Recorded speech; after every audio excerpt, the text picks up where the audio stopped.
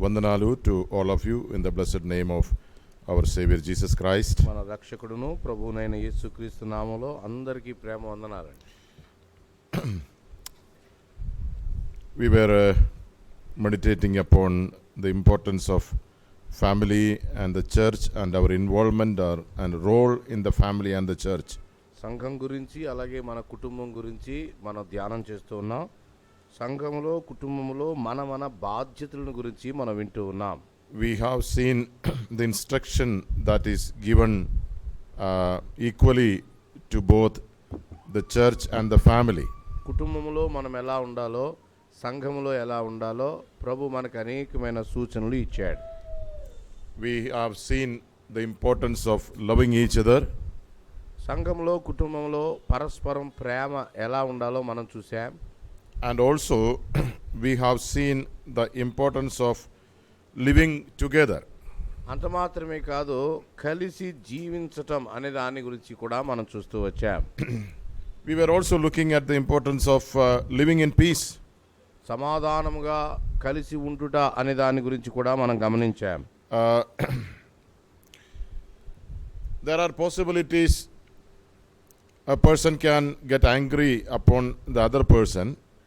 ఒక వ్యక్తి తన భాగస్వామి మీద కోపపడే అవకాశాలు ఉన్నాయి. Not only in the family but also in the church. సంఘంలో కూడా ఒక విశ్వాసి మరొక విశ్వాసి మీద కోపపడే అవకాశాలు ఉన్నాయి. But the word of God teaches us that when I am angry with another person, whether it is my partner or a member in the church, that makes me unfit to pray or offer worship to God. నేను కుటుంబంలో కానీ సంఘంలో కానీ కోపపడితే ఎవరి మీదైనా నా కోపాన్ని బట్టి నా ప్రార్థన నా ఆరాధన ఆటంకపరచబడుతుంది. Yeah, that is why when you read Matthew chapter 5, మత్తయి సువార్త అందుకే 5వ అధ్యాయాన్ని మనం చదివినప్పుడు the Lord Jesus Christ is making that very clear. ప్రభువు చాలా స్పష్టంగా దాన్ని వివరిస్తూ ఉన్నాడు. In verse 22, but I say to you that everyone who is angry with his brother shall be guilty before the court. 22లో చెప్పాడు, నేను మీతో చెప్పున్నదేమనగా తన సహోదరుని మీద కోపపడు ప్రతివాడు విమర్శకు లోనగును. It could be your brother, it could be your partner. ఆ సంఘంలో తోటి సహోదరుడు కావచ్చు, కుటుంబంలో జీవిత భాగస్వామి కావచ్చు. And in anger you use words that are not pleasing in the sight of God. కోపములో మాట్లాడే మాటలు దేవుని దృష్టికి సంతోషాన్ని కలిగించవు. And then the Lord goes on to say, when you are in angry and you say to your brother, you are good for nothing, you shall be guilty of even to the fiery hell. కోపపడు ప్రతివాడు విమర్శలు తన సహోదరుని చూచి వ్యర్థుడా అని చెప్పువాడు మహాసభకు లోనగును, ద్రోహి అని చెప్పేవాడు నరకాగ్నికి లోనగును అన్నాడు. There the Lord Jesus never says that when a believer gets angry upon another believer, he will go to hell. ఈ మాటల్లో యేసుక్రీస్తు ప్రభు విశ్వాసి మరొక విశ్వాసి మీద కోపపడితే నరకానికి పోతాడని చెప్పటం లేదు. Yes, for that we have to refer other references in the Bible that speaks about the security of salvation. ఈ విషయంలో లేఖనాల్లో ఇతర భాగాలు ఉన్నాయి. ఒక వ్యక్తి రక్షణ ఎంత భద్రమైందో దాన్ని కూడా మనము ఈ వచనంతో పోల్చి అప్పుడు అర్థం చేసుకోవాలి. Simply referring one verse and we cannot make a doctrine out of it. కేవలం ఏదో ఒక వచనాన్ని తీసుకొని దానిలో నుండి ఒక్క వచనములో నుండి సిద్ధాంతాన్ని కట్టకూడదు. So this doesn't say that when a believer sins he will go to hell.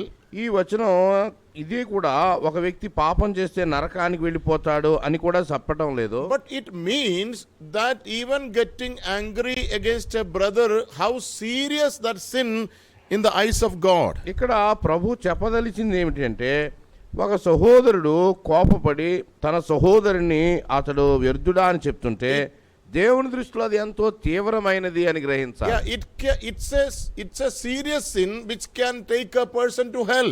ఒక వ్యక్తిని పాపానికి లేదా నరకానికి నడిపించే అంత తీవ్రమైన పాపము అని చెప్పబడుతుంది. And then the Lord Jesus continues to say in the next verse, 23, 23వ వచనములో ప్రభు ఇంకా ఇలా చెప్పాడు, therefore if you are presenting your offering at the altar and there remember that your brother has something against you, leave your offering there before the altar and go first to be reconciled to your brother and then come and present your offering. కావున నీవు బలిపీఠమునొద్ద అర్పణ నర్పించుచుండగా నీ మీద నీ సహోదరునికి విరోధమేమైనా కలదని అక్కడ నీకు జ్ఞాపకము వచ్చిన ఎడల అక్కడ బలిపీఠం ఎదుటనే నీ అర్పణ విడిచిపెట్టి మొదట వెళ్ళి నీ సహోదరునితో సమాధానపడుము, అటు తర్వాత వచ్చి నీ అర్పణ నర్పింపుము.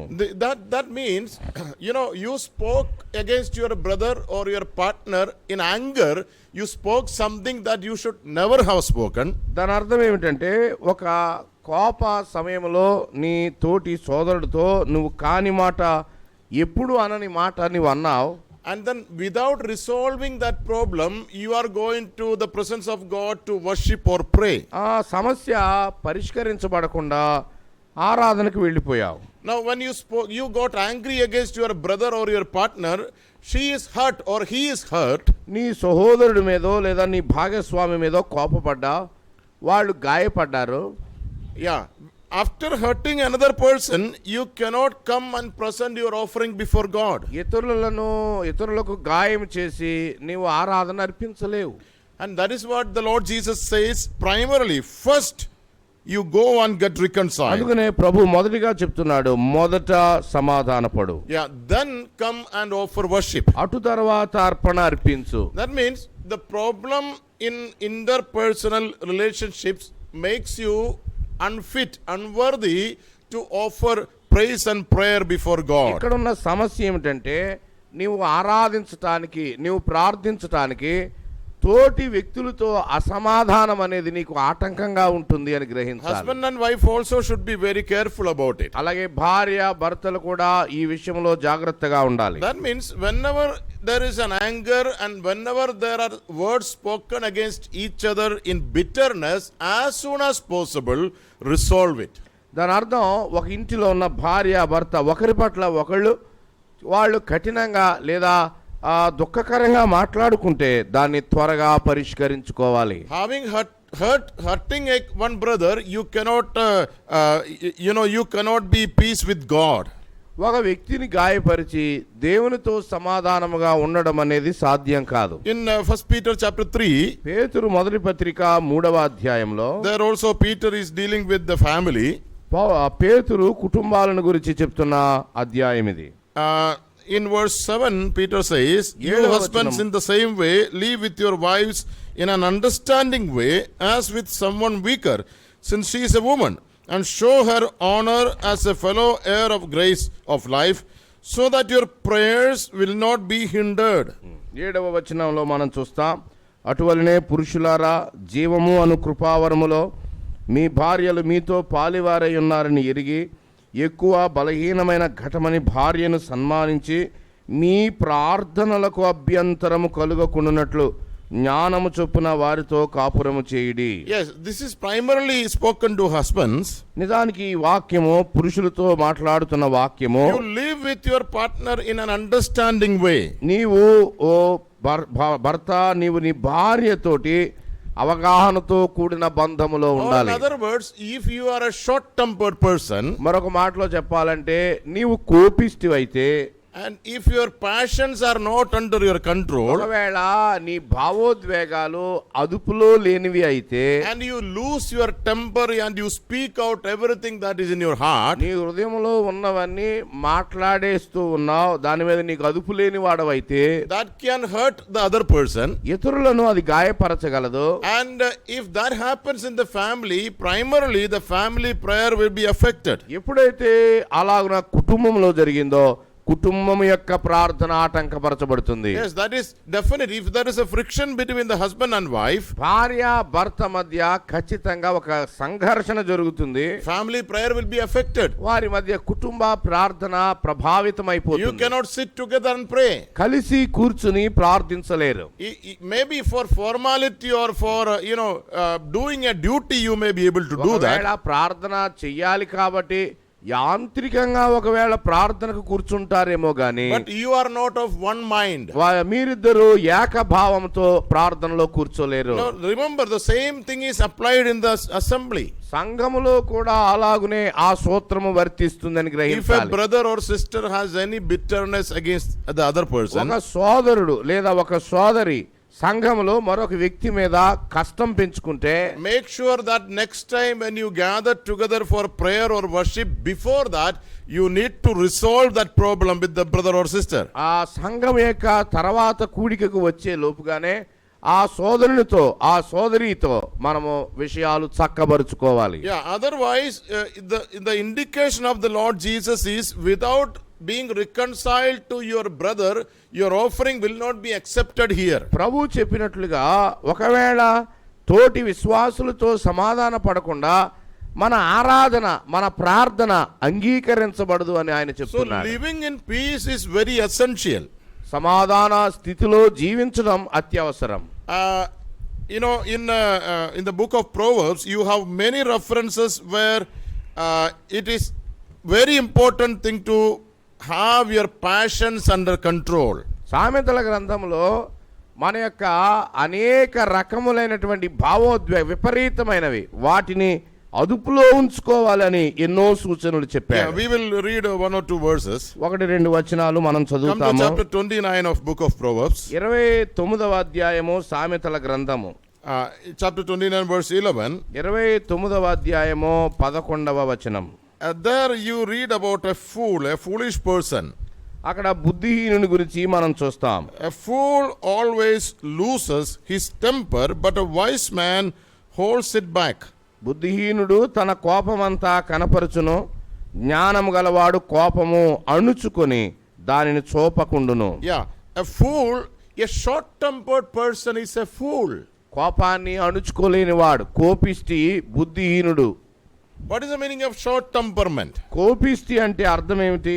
When you get angry, కోపం వచ్చింది, then bitterness fills in your heart. కోపంలో హృదయంలో కష్టము పెరిగిపోతుంది. And in that anger you bring out all your bitterness out through your words. కోపములో లోపలున్న కష్టమంతటిని మాటల ద్వారా బయట పెడతాం. Mostly it is through the words, sometimes even through actions. ఎక్కువ సార్లు మాటల ద్వారా ఇతరులను మనం గాయపరుస్తాం, కొన్నిసార్లు మన చర్యల ద్వారా గాయపరుస్తాం. A short-tempered person is a fool according to the word of God. దేవుని వాక్యం ప్రకారం కోపాన్ని అణుచుకోలేని వాడు బుద్ధిహీనుడితో సమానం. And who is a wise person? మరి ఎవరు వివేకవంతుడు? Yeah, a wise person is someone who has control over his anger. తన కోపాన్ని అదుపులో ఉంచుకోగలిగిన వాడు జ్ఞానం గలవాడు. Yeah, he may get angry, అతనికి కూడా కోపం వస్తుంది జ్ఞానం గలవానికి, but his anger is under his control. కానీ అతని కోపము అదుపులో ఉండే కోపము, And that is wisdom. అది జ్ఞాని యొక్క పని. Come to chapter 17 of the same book. సామెతల గ్రంథం 17వ అధ్యాయంలోనికి రండి. And in verse 17, 17వ అధ్యాయం 17వ వచనం. chapter 17 maybe verse 27. 27వ వచనం చూడండి. Yeah, he who restrains his words has knowledge, and he who has a cool spirit is a man of understanding. మితముగా మాట్లాడువాడు తెలివి గలవాడు, శాంత గుణము గలవాడు వివేకము గలవాడు. Always remember, when I speak bitter things against the other person, నేను ఇతరుల విషయంలో కష్టంగా మాటికి మాట్లాడుతూ ఉంటే, it all not only affects my relationship with the other person, but also it affects primarily my relationship with God. ఏ వ్యక్తితో ఇబ్బంది ఉందో వారిద్దరి మధ్య బంధము దెబ్బతింటం మాత్రమే కాదు, దేవునితో కూడా ఉన్నటువంటి బంధాన్ని ప్రభావితం చేస్తుంది. If a little thing provokes me to anger, చిన్న విషయమే నన్ను ఎక్కువగా కోపానికి గురి చేస్తుంటే, what will be the reason behind it? దాని వెనక అసలు కారణాలు ఏమై ఉంటాయి? Suppose a person touches me very mildly. ఎవరైనా ఒక వ్యక్తి నన్ను చాలా మైల్డ్ గానే ఒకవేళ తాకితే, And this mild touch or this minor touch can pain me or hurt me. ఆ కొద్దిగా మైల్డ్ గా తాకిందే ఒకవేళ నాకు ఎక్కువగా బాధ కలిగిస్తుంటే, The fault is not in the person who touches me, but fault is in me. నాకు కొద్దిపాటిదే ఎక్కువ గాయములాగా అనిపిస్తుంటే సమస్య తాకిన వానిది కాదు, Yeah. నాదే ఎక్కువగా ఉంది. Yeah. Sometimes, some people cannot tolerate the minor occasions where they feel that they are undervalued. కొన్ని చిన్న చిన్న వాటికే మమ్మల్ని పట్టించుకోవటం లేదు అని పెద్దగా మాట్లాడే వాళ్ళు ఉంటారు. Yeah. Short temperament. That means little things can provoke me to anger.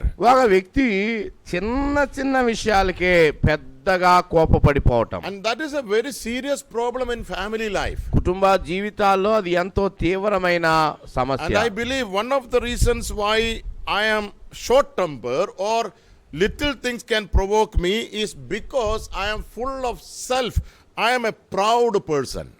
చిన్న చిన్న విషయాలకే కోపం వచ్చేసే వాళ్ళు గర్విష్ఠులు, స్వార్థపరులై ఉంటారు. We were thinking about Nabal in 1 Samuel chapter 25. సమూయేలు మొదటి గ్రంథం 25లో నాబాలును గురించి మనం ఆలోచిస్తూ ఉన్నాం. He was a short-tempered man. అతడు కోపిష్టి, త్వరగా కోప్పడేవాడు. A proud man. Proud man means he is full of himself.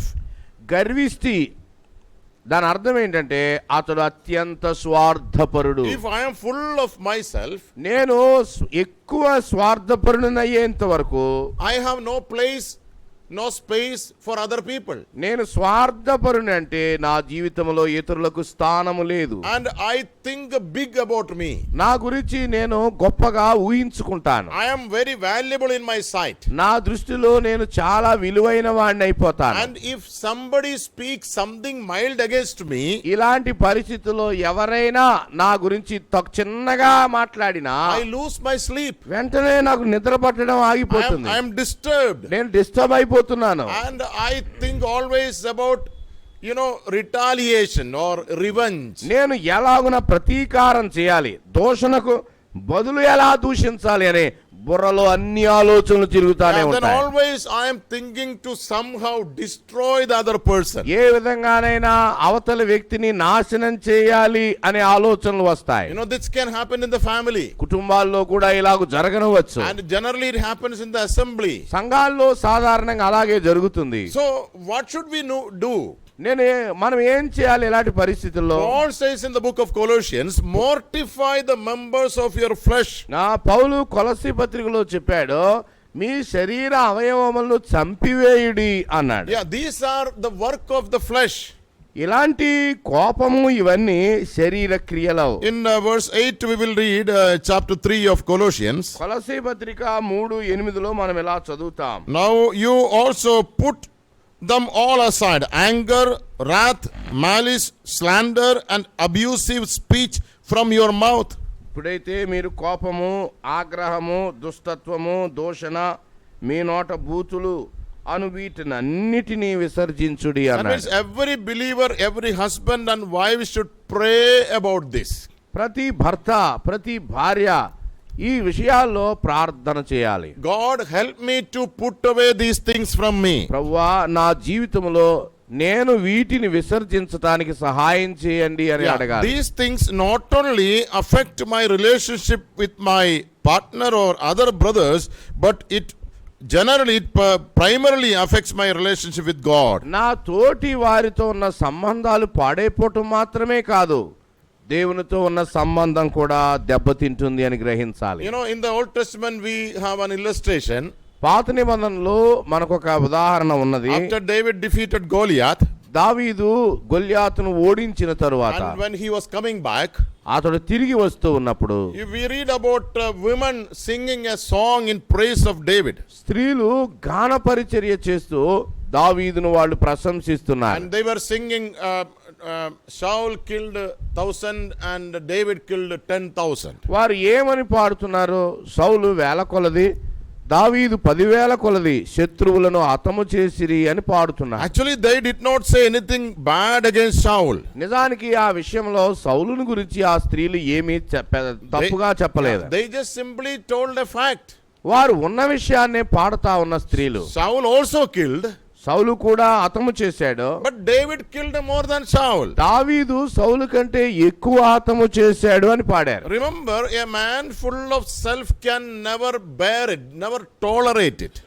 ఎవరినైనా మనకంటే ఎక్కువగా పొగిడితే, ఎవరైతే గర్విష్ఠులో స్వార్థపరులో వారు సహించలేరు. A selfish man cannot tolerate if he feels that he is ignored by other people. స్వార్థపరుడు ఏమనుకుంటాడంటే, నన్ను ఇతరులు పట్టించుకోవడం లేదు అని భావిస్తాడు. Yeah, if I feel that I am neglected, I am overlooked. నన్ను పట్టించుకోవడం లేదు, నన్ను గణపరచడం లేదు అని భావిస్తాడు స్వార్థపరుడు. Yeah, then I always think about it. దాని గురించే ఎప్పుడు ఆలోచిస్తూ ఉంటాడు. I lose my peace. సమాధానం పోగొట్టుకుంటాడు. This is what happened to David. దావీదుకి ఇదే జరిగింది. David thought that I am underestimated. Saul. సౌలు తాను తక్కువగా చేయబడ్డాడు అని అనుకుంటూ We read వచ్చాడు. in 1 Samuel chapter 18. సమూయేలు మొదటి గ్రంథం 18వ వచనంలో It is written, Saul became very angry. అక్కడ సౌలు రౌద్రుడయ్యాడని మనం చూస్తాం. And then after that we read that he was always looking for opportunity to somehow finish David off. ఆ సౌలు ఆ తర్వాత దావీదును ఎలాగునైనా చంపడం కొరకై అవకాశాలు వెతుకుతూ వచ్చాడు. Look at the reason in verse 8. 8వ వచనములో కారణాన్ని చూడండి. They have ascribed to David 10,000s, but to me they have ascribed thousands. Now what more can he have but the kingdom? ఆ మాటలు సౌలునకు ఇంపుగా నుండనందున అతడు బహుకోపము తెచ్చుకొని, వారు దావీదునకు 10,000 కొలదనియు నాకు 1,000 కొలదనియు స్తుతులు పాడిరే, రాజ్యము తప్ప మరి ఏమి అతడు తీసుకోగలడు అనుకొనెను. He thought that they have brought my value down. ఈ స్త్రీలు తన విలువను తగ్గించేశారు అని సౌలు అనుకుంటూ ఉన్నాడు. So the spirit of retaliation comes. అతనిలో బదులు చర్య తీసుకునే ఆ ప్రేరణ మొదలైంది. Remember, it happens in the family sometimes. కొన్నిసార్లు భార్య భర్తల మధ్య బదులు తీర్చుకోవడం అనేది వస్తుంది. The spirit of retaliation. తిరిగి బదులు చేయుట, హానికి బదులు చేయుట. That means somehow my thought is always against the other person and I always look for opportunity where I can make him little or zero. దాని అర్థం ఏంటంటే, నా తోటి వ్యక్తి ఎక్కడ దొరుకుతాడా, ఎక్కడ అతన్ని సున్నా చేసేయవచ్చా అని అవకాశం కొరకై ఎదురు చూచుట. And that is a very dangerous thing. Such people can go to any extent. అలాంటి వైఖరి కలిగిన వాళ్ళు ఎంతకైనా తెగిస్తారు. When you read this history, ఈ చరిత్రను మీరు చదివినప్పుడు Shaul once decided that I will give my daughter Michal to David. సౌలు ఒకసారి నిర్ణయం చేసుకున్నాడు, తన కుమార్తె అయిన మీకాలును దావీదుకి ఇచ్చి వివాహం చేయాలని. Not because Saul loved David. తన కుమార్తెనిచ్చి పెళ్లి చేయాలనేది దావీదును ప్రేమించి కాదు. He hated David. దావీదుని ద్వేషించే. He wanted to kill David. దావీదును చంపాలనే. But then he thought, if I marry my daughter to David, I will have a better opportunity to kill David. దావీదుని చంపటానికి మంచి అవకాశం కుమార్తెనిచ్చి పెళ్లి చేస్తే దొరుకుతుంది అని భావించాడు. When we are full of pride, గర్వంతో మనం నింపబడినప్పుడు, when we are full of self, స్వార్థంతో మనం నింపబడినప్పుడు, and when the spirit of revenge takes over us, పగ స్వభావం మనల్ని సంపూర్ణంగా అదుపులోకి తీసుకుంటుంది. we will go to any extent. పగతో రగిలిపోతూ ఎంతకైనా తెగిస్తాం. Which means Shaul is okay if his daughter becomes a widow, but his ultimate aim is to kill, destroy David. దావీదును చంపితే, దావీదును నాశనం చేస్తే సౌలు ఎలా ఆలోచించాడంటే, మీకాలు విధవరాలైనా పర్లేదు, తన పగ తీరాలని కోరుకున్నాడు. Look at the evil of retaliation. దోషణకు బదులు దోషణ లేదా తిరిగి బదులు చెప్పడం ఎంత దారుణమైన సంగతో ఆలోచన చేయండి. You read about Saul, he is looking for David in the forest, in the cave. He is, instead of looking after the kingdom, he is after one single person. దేవుడు తనకిచ్చిన ఆ రాజ్యము ఆ పని అంతటిని వదిలిపెట్టి పగతో రగిలిపోతూ ఒక వ్యక్తిని ఎలా చంపాలని అరణ్యం గుండా గుహల గుండా పరిగెడతా We ఉన్నాడు. should pray about it. దీని విషయమై మనం అందరం ప్రార్థన చేయాలి. God, help me to eradicate, help me to keep away these things from me. ప్రభువా ఇలాంటి సంగతులు నా జీవితాల్లో నుంచి దూరంగా ఉంచండి అని ప్రార్థించాలి. Because once the spirit of retaliation grip over us, we will not be able to read Bible or we will not be able to pray. ఒకసారి మన జీవితంలో ఒకవేళ ఆ బదులు తీర్చుకోవాలి అనేది గనక మన జీవితాన్ని జయించేస్తే బైబిల్ చదవలేము, ప్రార్థన కూడా చేయలేము. You know, our all concentration will be upon the person who made me zero. నన్ను ఎవరెవరైతే తగ్గించారో ఆ వ్యక్తి మీద నా దృష్టి అంతా, నా సమయమంతా వెళ్ళిపోతుంది. Mortify your flesh. మీ శరీర అవయవాలను మీరు చంపండి. When the Lord Jesus Christ was, calling disciples to walk after him, ప్రభువును వెంబడించాలని ఆయన తన శిష్యులను పిలిచినప్పుడు one of the first conditions that the Lord put before them is to deny yourself. ప్రభు శిష్యులను తయారు చేయడానికి ఆయన వారి ముందుంచిన ఒక కండిషన్లో ఒకటి తమను తాము ఉపేక్షించుకోవాలి అని One చెప్పాడు. meaning is you count yourself zero. దాని అర్థం ఏంటంటే నీ విషయంలో నీవు సున్నా అని భావించాలి. If you can become zero, you can become my disciple. నీవు నీ విషయంలో సున్నాగా భావించుకుంటేనే నాకు శిష్యుడు కాగలవు. Never think that you are a great person. ఎన్నడే గాని నీవు ఒక గొప్ప వ్యక్తిగా నీ మనస్సులో ఆలోచన పుట్టకూడదు. Count yourself zero. నిన్ను నీవు ఆ సున్నాగా భావించాలి. Because tomorrow people are going to, use vulgar language upon you. రేపొద్దున నీ మీద ప్రజలు కాని భాష నీ మీద ప్రయోగించవచ్చు. They are going to ridicule you. వారు నిన్ను దూషించవచ్చు. They are going to accuse you for the things that you have never done. నీవు ఎన్నడూ చేయని విషయాలు పట్టుకొచ్చి అవి నువ్వు చేశావని నీ మీద అపనింద And మోపవచ్చు. if you think that you are a big person, you are going to be easily hurt because of the language of the other people. వారు వాడిన భాష నీవు నిన్ను గొప్పగా ఎంచుకుంటున్నావు కాబట్టి అసలు ఆ బాధను భరించలేవు. Therefore, you count yourself zero. అందుకని నిన్ను నీవు ఉపేక్షించుకో అని చెప్తున్నాడు. And that is one of the primary conditions of becoming a disciple of the Lord Jesus Christ. ప్రభువైన యేసు క్రీస్తుకి శిష్యులుగా మారాలి అనే దానిలో ప్రధానమైన కారణాల్లో ఒకటి ఇది. That means when people ignore you, when people offend you, when people ridicule you, don't feel bad. ప్రజలు నిన్ను దూషించినప్పుడు నీ మీద ఎవరైనా బదులు తీర్చుకుంటున్నప్పుడు నీవేమీ బాధపడవద్దు. You are not something, you are a zero. అసలు Nothing. వాళ్ళు చేస్తుంటే బాధపడిపోవడానికి నువ్వేమీ గొప్ప వ్యక్తివి కావు. Become zero.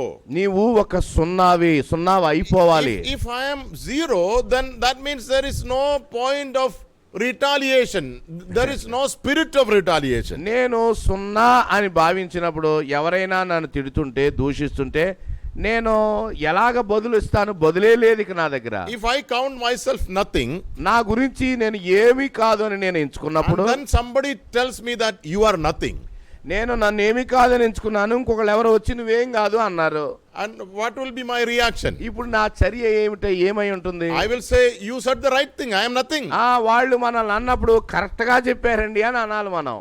But if I count myself for a great thing, కానీ నా గురించి నేను గొప్పవాడిని అని ఎంచుకుంటున్నప్పుడు, and then if somebody says you are nothing, ఎవరైనా వచ్చి నువ్వేం కాదయ్యా అన్నారనుకో, then I cannot take it. అప్పుడు దాన్ని మనం తీసుకోలేము. Deny yourself. నిన్ను నీవు ఉపేక్షించుకో. Not only to walk before the Lord Jesus as a disciples, but even to enter into married life, a brother and sister, a man and a woman should count themselves nothing. యేసు క్రీస్తు ప్రభు శిష్యులుగా నడవడానికి వెళ్ళడం మాత్రమే కాదు, కుటుంబ జీవితంలో కూడా ప్రతి భాగస్వామి తన తోటి వారి పట్ల తాను ఏమీ కాదు అని గ్రహించాలి. If the wife feels that my husband is not treating me well, or the husband feels that my wife mistreats me, don't feel bad. భార్య నా భర్త సరిగా పట్టించుకోవటం లేదనో, భర్త తన భార్య తన గురించి పట్టించుకోవటం లేదో అనే ఆలోచన వస్తే దాని గురించి మీరు ఏమాత్రం బాధపడకండి. I am not saying that we can mistreat the other person. మనం ఇతరులను బాధ పెట్టొచ్చు అని నేను చెప్పడం లేదు. That is what we read from Colossians chapter 3. You pray about it. You pray to God, God, please help me to remove these things from my life. కొలస్సీ పత్రిక 3లో మనం చదువుకున్నట్లుగా ప్రభువా నా జీవితంలో నుండి ఇతరులను బాధ పెట్టే ఈ లక్షణాలు నేను విసర్జించడానికి సహాయం చెయ్యి అని అడగాలి. But if at all you are mistreated, then think that I am nothing. I cannot retaliate. ఎవరైనా మనల్ని నువ్వేమీ కాదయ్యా అంటే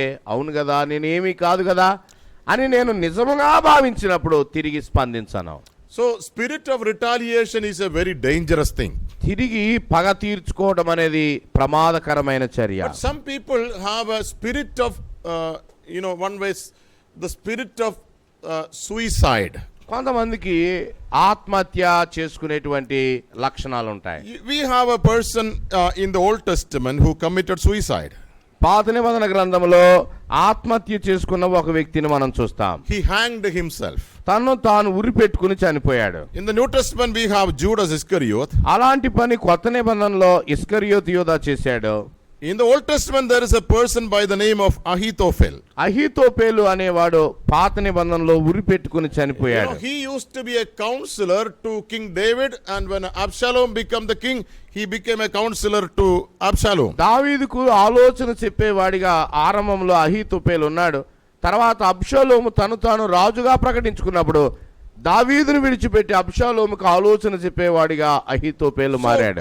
Both David and Absalom treated Ahithophel in a very high estimate. నిజానికి అహీతోపేలును దావీదు అలాగే అబ్షాలోము చాలా గొప్పగానే ఎంచారు. Whenever Ahithophel gives a counsel to King David or Absalom, they used to take it as if it is from God. అహీతోపేలు ఆలోచన చెప్తే దేవుడే చెప్పినట్లుగా దేవుని యొద్ద నుండి వచ్చిన ఆలోచనగా వారు ఆచరించేవారు. But after Absalom took over Jerusalem and David had to flee from there. అబ్షాలోము యెరూషలేమును స్వాధీనం చేసుకున్నప్పుడు దావీదు పారిపోవాల్సి వచ్చింది. And Ahithophel switched over from David and to Absalom.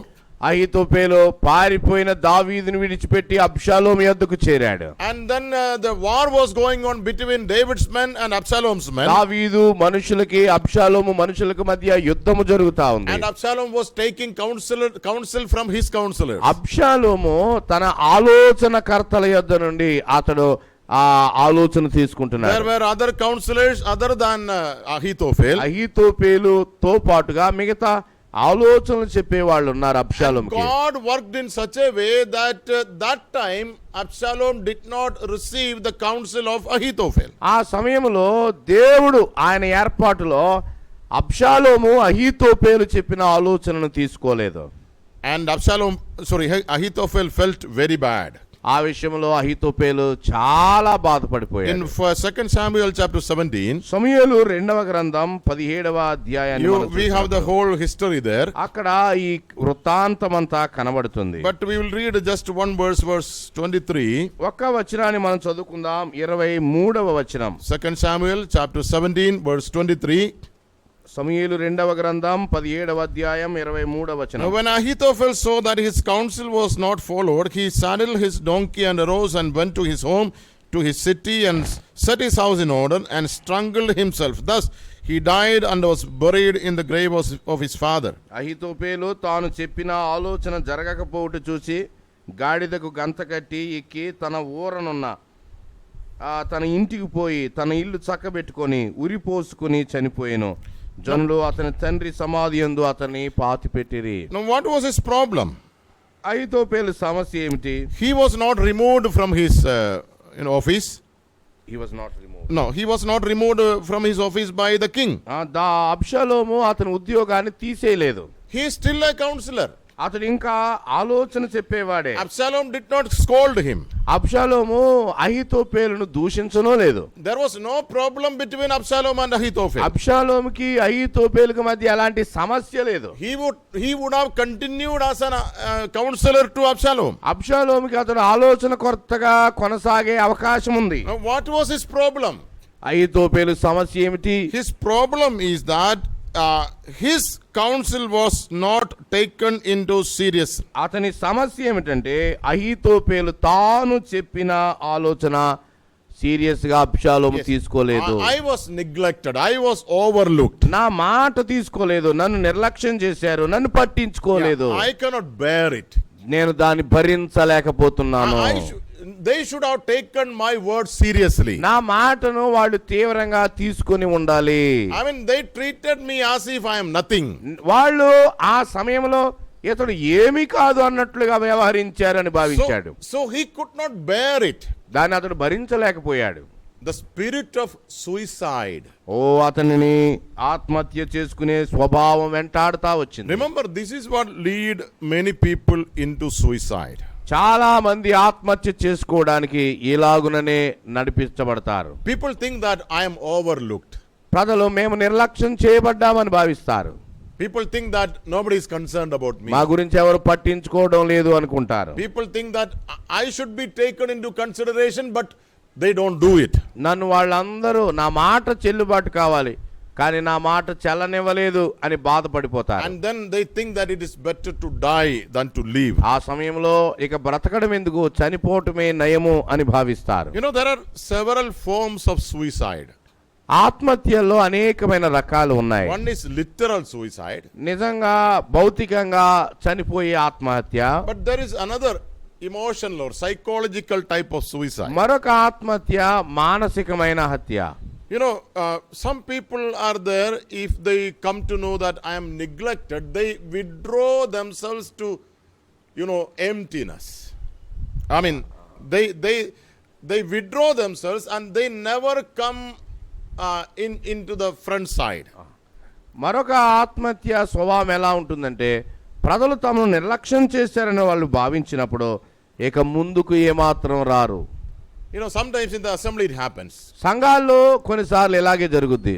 If some brethren think that I am neglected, ఏ సహోదరుడైనా నన్ను సరిగా పట్టించుకోవటం లేదండి ఈ సంఘంలో అని భావిస్తే, suppose a brother who was involved in some ministries, ఒక సోదరుడు ఒక పరిచర్యలో కొనసాగుతున్నాడు అనుకోండి, and they think that I am ignored, I am overlooked. నన్ను ఇప్పుడు పట్టించుకోవడం లేదని ఒకవేళ అతడు భావిస్తే, You know, sometimes the spirit of suicide come into them. అతని జీవితంలో ఈ రకమైన ఆత్మహత్య అనేది బయలుదేరుతుంది. What do they do? ఏం చేస్తారు వాళ్ళు? After that they keep totally 100% silent. ఇంకా మందిరంలో కూడి వచ్చినప్పుడు ఏమాత్రం మాట్లాడరు. They will not open their mouth, they will not be involved in anything. వారు నోరు తెరవరు, సంఘ ఏ కార్యక్రమాల్లోనో పాల్గొనరు. They withdraw themselves. తమను తాము బయటికి పెట్టుకుంటారు. That is the spirit of suicide. అది ఆత్మహత్య స్వభావం. Nobody has killed you, but you kill yourself. ఎవరు నిన్ను చంపలేదు, నిన్ను నీవే హత్య చేసుకుంటున్నావు. Nobody has cornered you, but you corner yourself. నిన్ను ఎవరు పక్కన పెట్టలేదు, నిన్ను నీవే పక్కన పెట్టుకుంటున్నావు. Nobody has pulled you down, but you pull yourself. ఎవరు నిన్ను కిందకి లాగలేదు, నిన్ను నీవే క్రిందకి లాగేసుకుంటున్నావు. Whatever you do to yourself. నీకు ఏం జరిగినా దానికి బాధ్యత నీదే, నిన్ను నీవే You చేసుకుంటున్నావు. harm yourself. నిన్ను నీవే గాయపరుచుకుంటున్నావు. This is the spirit of suicide. ఆత్మహత్య స్వభావం ఇది. Now, what is the reason even behind the spirit of ఈ suicide? ఆత్మహత్య స్వభావం వెనక ఉన్న కారణాలు ఏమై ఉంటాయి? Same problem. I am full of self. మరలా ఇదే కారణం, నా జీవితం అంతా స్వార్థంతో Yes, నిండిపోయింది. my pride is the problem. నా గర్వమే ఈ ఆత్మహత్యకు కారణం. My pride does not permit me to be treated in the second row. నా గర్వం నన్ను రెండవ స్థానంలో కూర్చోనివ్వటం లేదు, ప్రథమ స్థానమే కావాలంటే. I was not invited to the stage. నన్ను వేదిక మీదకి పిలవలేదు. I was not made to sit in the first row. నేను మొదటి వరుసల్లో కూర్చోనివ్వలేదు నన్ను. I was given in the first opportunity.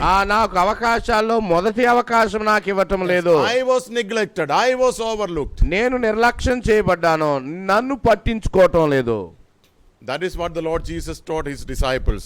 Prabhu- Deny yourself.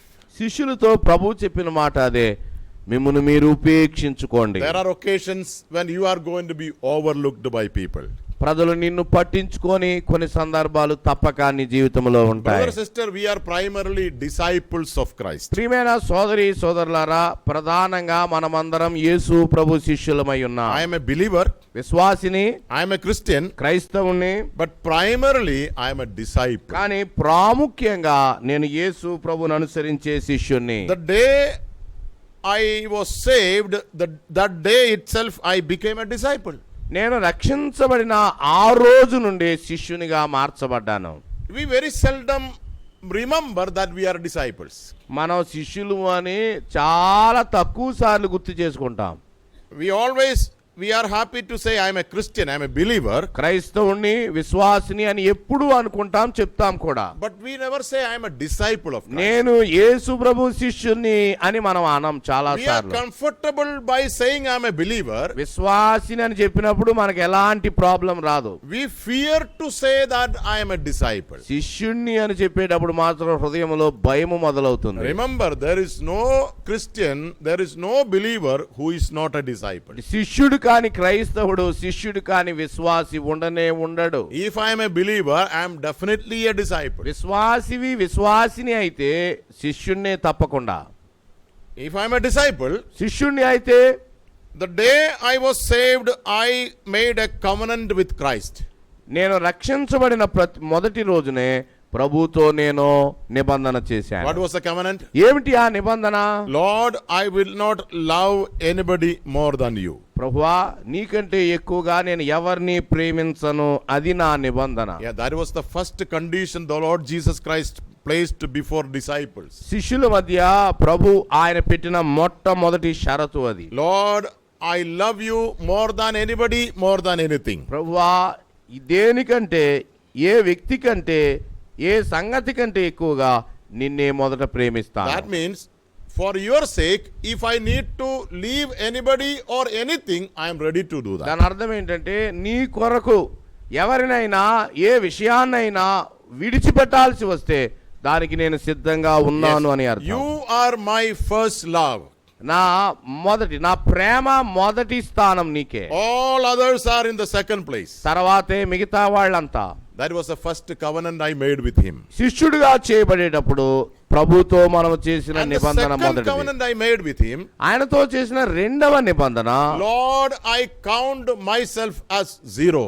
నన్ను నేను సున్నాగా ఎంచుకుంటున్నాను. And that is what the Lord Jesus said. You need to deny yourself. ప్రభు అదే చెప్పాడు, నిన్ను నీవు ఉపేక్షించుకోవాలి అన్నాడు. Lord, I am nothing. ప్రభువా, నేను ఏమీ కాదు. You know, you read about Moses. మోషేను గురించి మీరు చదువుతారు. You have the history of Moses, the history of 120 years. మోషే యొక్క జీవిత కాలం 120 సంవత్సరాలను మనం The చూస్తాం. first 40 years he spent in the palace of Pharaoh. మొదటి 40 సంవత్సరాలు ఫరో ఇంటిలో, రాజభవనంలో And గడిపాడు. when he was 40 years, he went out to see his brethren who are Israelites. తన జీవితంలో 40 ఏళ్ళు అయ్యాక తన సహోదరులు ఎలా ఉన్నారో అతడు బయటికి వచ్చి చూశాడు. He thought that I can do with my might. ఆ పరిస్థితుల్లో తన బలముతో వారిని విడిపించాలి అని అనుకున్నాడు. He thought that I have power, I have authority, I am something. నాకు అధికారం ఉన్నది, నాకు శక్తి ఉన్నది, కాబట్టి నేను దీన్ని చేయగలను అని అతడు నమ్ముతున్నాడు. And that is why he went and killed an Egyptian and hid him. అందుకనే అతడు వెళ్ళి ఒక ఐగుప్తీయుని చంపి ఇసుకలో పాతిపెట్టాడు. Because he thought that I can finish off Egyptians like this because I have power, I am something. నాకు శక్తి ఉంది, నేను something అయి ఉన్నాను, కాబట్టి ఈ ఐగుప్తీయుని లాగే మిగతా ఐగుప్తీయుల్ని కూడా సంహరించగలను అని భావించాడు. But in the plan of God, now Moses, you are not ready.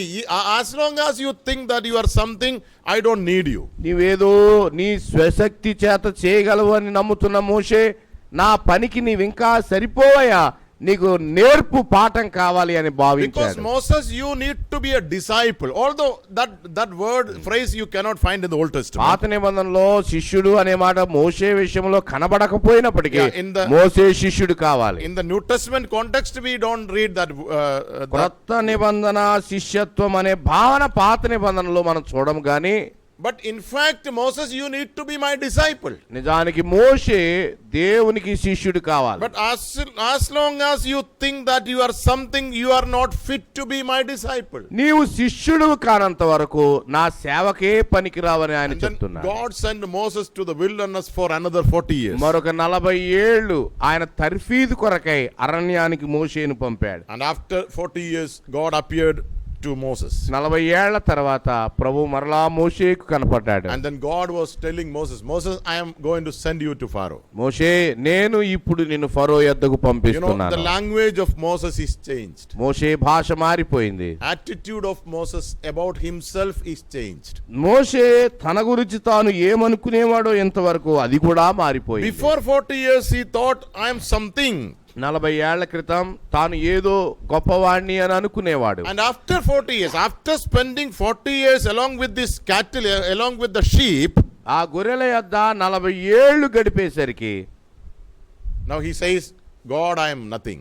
దేవా నేను ఏమీ కాదు అని చెప్తున్నాడు. I am unworthy. నేను యోగ్యుడను I కాను. can't even, I am of a stammering tongue. నాకు నత్తి ఉంది. I నేను don't- సరిపోని పని కని I don't know even how to speak. ఎలా మాట్లాడాలో నాకు తెలియదు అని I చెప్తున్నాడు. am unworthy. Please send somebody else. అసలు ఈ పనికి నేను తగను, నాకు బదులుగా ఎవరినైనా పంపు You know, అంటున్నాడు. God was looking for that opportunity.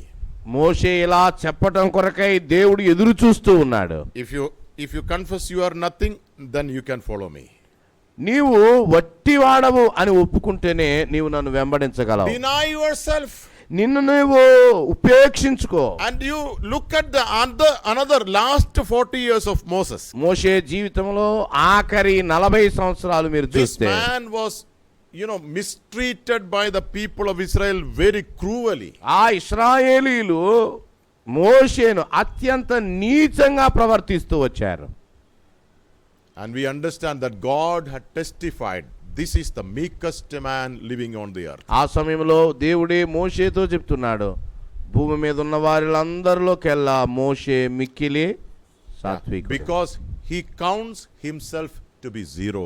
ఎందుకు అలాగున వారు ఎలా స్పందించుకున్నాడంటే లోపల తాను ఏమీ కాదు అని గ్రహింపగలిగిన What వాడు all Moshe. things these people have spoken against him. తనకు విరోధంగా వాళ్ళు ఎన్నెన్ని మాటలు చెప్పినప్పటికీ But Moses suffered patiently, he was bearing everything. మోషే ప్రతిదీ కూడా భరించటానికి అతడు తర్ఫీదు చేయబడిన We know వాడు. that there was a time when Moses lost his temper. ఒకానొక సమయంలో కోపం లేదా తను కోపంలో పడ్డాడు అని మనం గ్రహిస్తాం. That is towards the end of his life. జీవితంలో చివరిగా ఉన్న సమయాలు అవి. And then we also know that he had to reap the consequence very bitterly. తాను జరిగించిన ఆ కోపంతో కూడిన పనికి తీవ్రమైన పర్యావసానాలు కూడా భరించాడు. So the second thing that we made, second covenant that we made with the Lord is, Lord, I will never think about me as a great man. I count myself as zero. రెండవది ప్రభుతో మనం చేయాల్సిన రెండవ ఒప్పందం, దేవా ఎన్నడే గాని నేను గొప్ప వ్యక్తిని అని నేను అనుకోను, నన్ను నేను సున్నాగా భావిస్తాను. And the third covenant that we have entered with the Lord Jesus Christ is, Lord, I am ready to take up my cross daily. That means I am willing to suffer any suffering for your sake. మూడవ నిబంధన మనం ఏం చేయాలి అంటే ప్రతిరోజు నేను నా సిలువనెత్తుకుంటాను అంటే జీవితంలో ఎలాంటి శ్రమనైనా నీ కొరకు భరిస్తాను అని అర్థం. Remember, if I am saved, నేను రక్షించబడ్డాను అని గుర్తుపెట్టుకోండి. and if I am aware about it, or even if I am not aware about it, నాకు తెలిసినా నాకు తెలియకపోయినా but the day of our salvation we made these three covenants. ఈ మూడు నిబంధనలు రక్షణ పొందిన సమయంలో దేవునితో మనం చేశాం. Remember, we have made this covenant. That is how we have become disciples. అలాగున నిబంధన చేశాము కాబట్టి మనము శిష్యులమయ్యాము. Lord, I will never love anybody more than you. దేవా నీకంటే ఎక్కువగా నేను ఎవరిని ప్రేమించను. Lord, I count myself as nothing, zero. నన్ను నేను ఉపేక్షించుకుంటాను. రెండవది, Lord, I am ready to suffer anything for your sake. మూడవది, నీ కొరకై నేను ఎట్టి శ్రమనైనా అనుభవిస్తాను. Brother, sister, remember always, whenever I am overlooked by other people, remember my commitment, my covenant that I have made with the Lord Jesus Christ. ఎవరైనా నిన్ను పట్టించుకోవడం లేదు, నిన్ను తక్కువగా చూస్తున్నారు అన్నప్పుడు యేసు ప్రభుతో నీవు చేసిన ఈ నిబంధన జ్ఞాపకం చేసుకో. And both husband and wife also should remember, I am not only husband, I am not only wife, I am a disciple primarily. భార్య భర్త వారు తప్పక జ్ఞాపకం చేసుకోవాలి. భార్యగా కంటే భర్తగా కంటే ముందుగా నేను యేసు ప్రభు శిష్యుడిని శిష్యురాలను అని భావించాలి. Whenever there is a friction, whenever there is a confrontation in the family, remember, I am a disciple of the Lord Jesus Christ. ఇంటిలో ఎలాంటి ప్రతికూలమైన పరిస్థితి ఏర్పడినా, ఎలాంటి ఇబ్బంది వాతావరణం ఉన్నా, మొదటిగా ప్రతి వ్యక్తి వారు యేసు ప్రభు శిష్యులు అని గుర్తు చేసుకోవాలి. And whenever you have a brother or sister in the assembly, you have a partner in the family who you think is irritating nature, we need to pray for grace to bear it. అలాగనే సంఘంలో కూడా ఎవరైనా ఒక వ్యక్తి నిన్ను గాయపరుస్తుంటే, నిన్ను చికాకు పెట్టే స్వభావం కలిగిన ఒక వ్యక్తి సంఘంలో ఉంటే దాన్ని భరించడానికి దేవుడు కృప ఇవ్వాలి అని ప్రార్థించాలి. Because getting angry on such people will not do any good. అలాంటి వ్యక్తులను కోపోద్రికులుగా చేస్తే ఎలాంటి మేలు జరగదు. Anger against anger will not do any good. కోపానికి బదులు కోపం వెళ్తే ఎలాంటి మేలు జరగదు. I always think about that gracious woman Abigail. అబీగయిలు అనబడే ఆ కృపాహృదయం ఉన్నటువంటి ఆమె జ్ఞాపకానికి వస్తుంది. What a contradiction between the husband and the wife. భార్య భర్తల మధ్య ఎలాంటి ఘర్షణ ఉంటుందో వారి మధ్య. A wicked husband and a gracious wife. ఒక పక్కన దుర్మార్గుడైన భర్త, మరొక పక్కన నెమ్మదస్తురాలైన భార్య. A short-tempered husband and a very well-mannered wife. ఒక పక్కన కోపిష్టి భర్త, మరొక వైపున చక్కగా జీవించే సహోదరి. How that sister, how that wife dwelt with this wicked person. అలాగున అబీగయేలు అనే భార్య ఇతనితో ఎలాగున కాపురం చేసింది. Yeah, she has to bear it. ఆమె భరించాలి. Pray for God's grace. దేవుని కృప కొరకై ప్రార్థించింది. So to live in peace, సమాధానంలో జీవించాలి అంటే we need to remember that we always pray for God's grace to put out the members of our flesh or to death or mortify them. మన శరీర పాపానికి ఉన్నటువంటి అవయవాలు వాటిని చంపివేయాలి అని చెప్పాడు.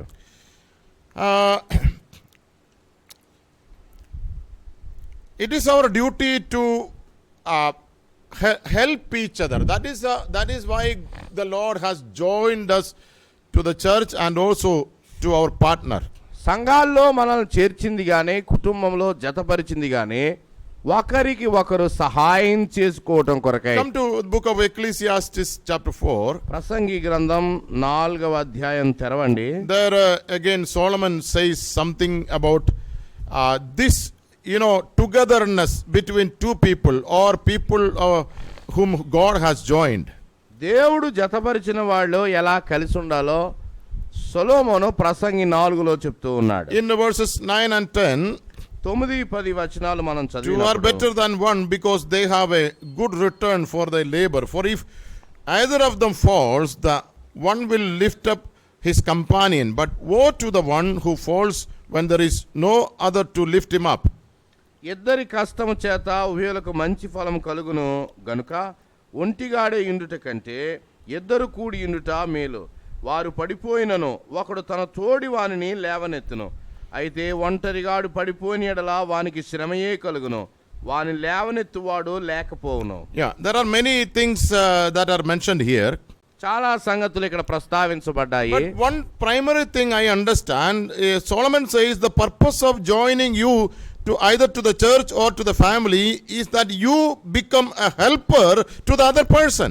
ఇక్కడ సొలొమోను చెప్తున్న మాటలను బట్టి కుటుంబంలో జతపరచబడిన వారే కానీ, సంఘములోనికి చేర్చబడిన వారే కానీ ఒకరికొకరు సహాయకరంగా ఉండాలి అని చెప్తున్నారు. Your responsibility is to lift the other person when he or she falls. మరొక వ్యక్తి పడిపోతుంటే వారికి సహాయం చేసి వారిని పైకి లేవనెత్తడం కొరకై ఆయన జత చేశాడు. So my option is not to get angry when I see that the other person is fallen down. ఒక వ్యక్తి పడిపోయినప్పుడు నేను కోపపడకూడదు. I think in the family both husband and wife should come to an agreement. భార్యాభర్తల కుటుంబంలో వారు ఒక ఒప్పందానికి రావాలి. When one person is angry, the other person will keep silent. ఒక వ్యక్తి భర్త లేదా భార్య ఒకళ్ళు కోప్పడుతుంటే మరొక వ్యక్తి మౌనంగా ఉండాలి అనే ఒప్పందం ఉండాలి. If both get angry at the same time, ఇద్దరు కూడా కోపపడిపోతే ఒకేసారి then what will happen? ఏం జరుగుతుంది? Both will fall down. ఇద్దరు పడిపోతారు. And then there will be nobody to lift up. వారిద్దరిని లేవనెత్తడానికి ఎవరు కూడా లేరు. The one who is getting angry, actually he is or she is falling down. ఎవరైతే కోపపడుతున్నారో వాళ్ళు పడిపోయిన వాళ్ళు అని అర్థం.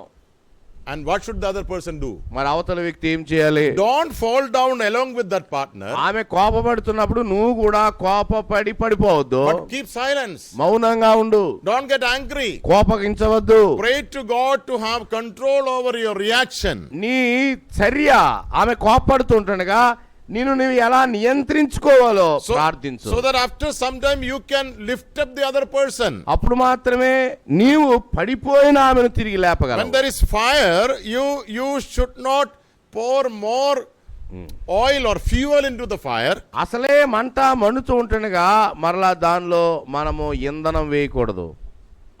Our responsibility is to quench the fire by using gracious words and good behavior. మంచి ప్రవర్తన ద్వారా కృపగల మాటలు ఆ సమయంలో చెప్పడం ద్వారా ఆ మండుతున్నటువంటి ఆ కోపాన్ని చల్లార్చాలి. Now it is not very easy. We can easily say that, but it cannot be easily done. అసలు మనం చెప్పడం తేలిగ్గా ఉంటుంది, ఆ సిచ్యువేషన్ లో అది అంత తేలికగా ఉండదు. But then that is what the Lord Jesus Christ has shown us through his example. ప్రభు తన మాదిరి ద్వారా దానినే చూపించాడు. He was, it is Peter says in 1 Peter chapter 2. పేతురు మొదటి పత్రిక 2వ అధ్యాయంలో ఆయన చెప్తున్నాడు. Peter says that he has given us a pattern or example to follow. 21 ఆయన మన కొరకై మాదిరి ఉంచిపోయాడు అని చెప్తున్నాడు. Then in verse 23 he says, 22వ వచనములో ఆయన ఇలా చెప్తున్నాడు. He did not revile, he did not open his mouth while he was being reviled, he did not revile in return. 23 ఆయన దూషింపబడి బదులు దూషింపలేదు, ఆయన శ్రమ పెట్టబడి బెదిరింపక న్యాయముగా తీర్పు తీర్చు దేవునికి తను తాను అప్పగించుకున్నాడు. And then Peter comes on to the family relationship in chapter 3. 3వ అధ్యాయంలో యేసు ప్రభు మాదిరి చెప్పి కుటుంబాన్ని గురించి రాస్తున్నాడు. In the first verse begins like this: in the same way you wives. అటువలే స్త్రీలారా. That means you have the example. Even wives, you look at the Lord Jesus Christ. There may be occasions when your husband will revile you.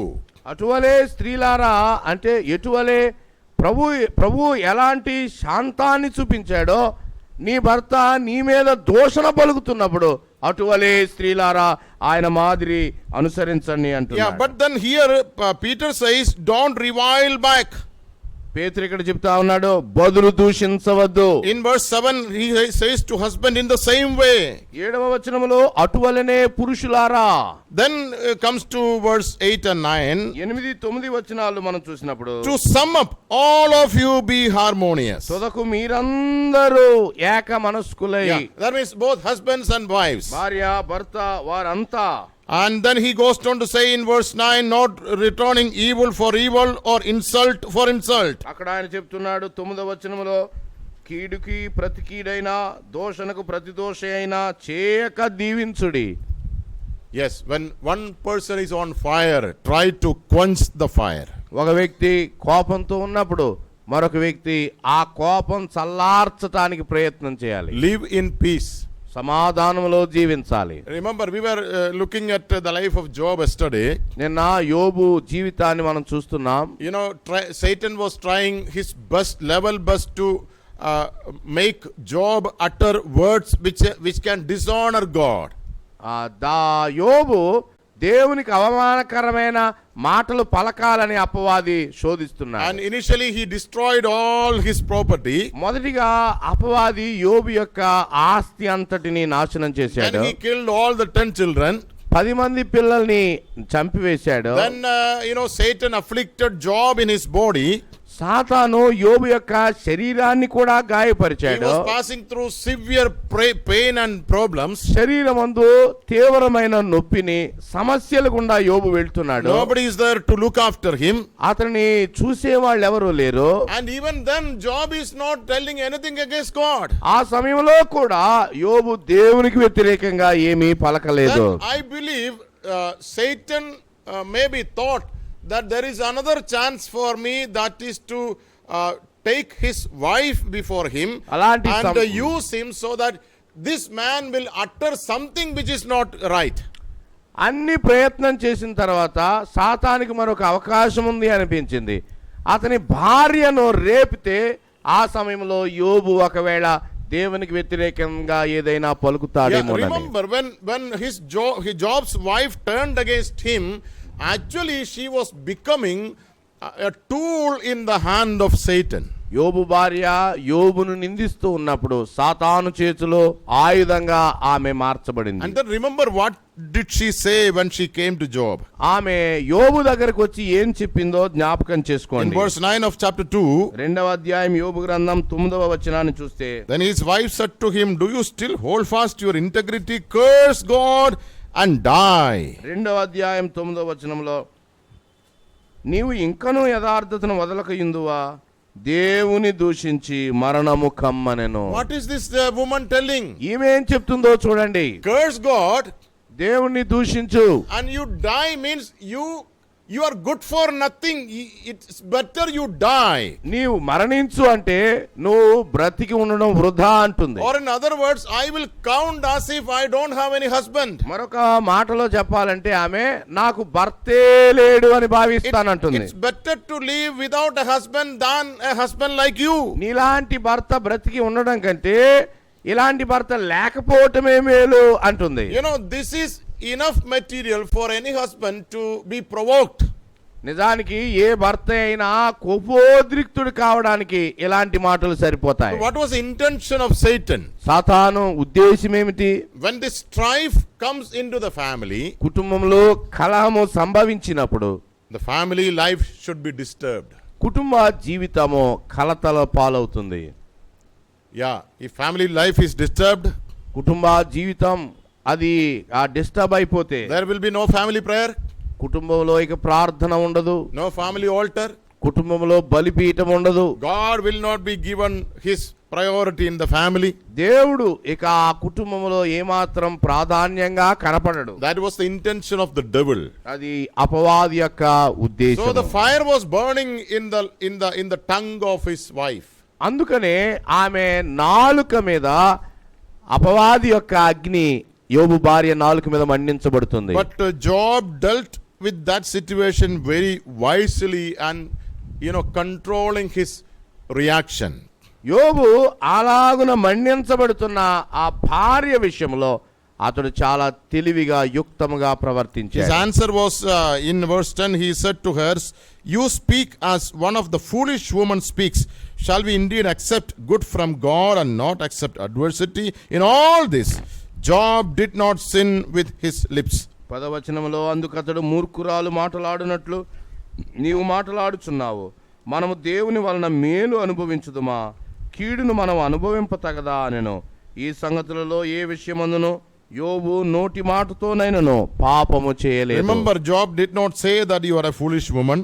చూడండి, నీవు మూర్ఖురాలు అని యోబు భార్యను అనలేదు. But he wisely said, you speak as one of the foolish women speaks. చాలా జ్ఞానముతో మూర్ఖురాలు మాట్లాడినట్లుగా నువ్వు మాట్లాడుతున్నావు That అన్నాడు. means you don't always speak like this. దాని అర్థం ఎప్పుడు నువ్వు ఇలా మాట్లాడవు. Now this time you speak against your usual character. ఇప్పుడు నువ్వు మాట్లాడుతున్నది నీవు ఎప్పుడు ఉండనటువంటి సంభాషణ ఇది. These are the words of foolish woman.